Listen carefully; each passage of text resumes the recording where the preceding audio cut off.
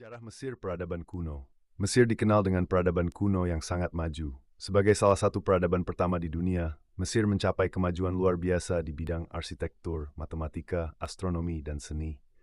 Piramida Giza adalah simbol paling ikonik dari peradaban ini. Firaun, Mesir diperintah oleh para Firaun, raja yang dianggap sebagai dewa di bumi. Nama-nama seperti Ramses II, Tutankhamun, dan Cleopatra terkenal dalam sejarah Mesir. Penaklukan. Mesir mengalami berbagai penaklukan sepanjang sejarahnya, mulai dari Kekaisaran Romawi, Arab, hingga Ottoman, yang semuanya meninggalkan pengaruh besar pada budaya dan struktur sosial. Islam sebagai agama mayoritas, sekitar 90% dari penduduk Mesir menganut agama Islam, terutama Sunni.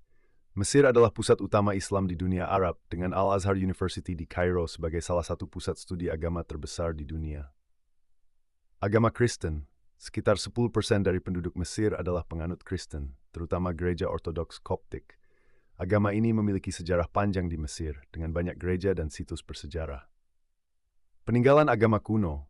Meskipun agama-agama kuno Mesir, seperti penyembahan dewa-dewi, seperti Ra, Isis, dan Osiris, tidak lagi dipraktikkan, warisan mereka tetap terjaga dalam arkeologi sumber daya alam. Mesir memiliki sumber daya alam yang penting, termasuk minyak bumi, gas alam, dan emas.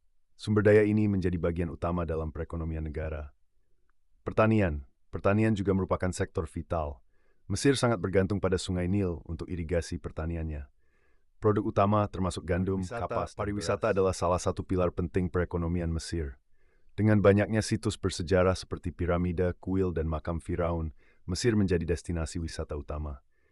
Industri. Selain pertanian dan pariwisata, industri seperti tekstil, pengolahan makanan, dan petrokimia juga berperan penting dalam perekonomian negara ini. Tantangan ekonomi.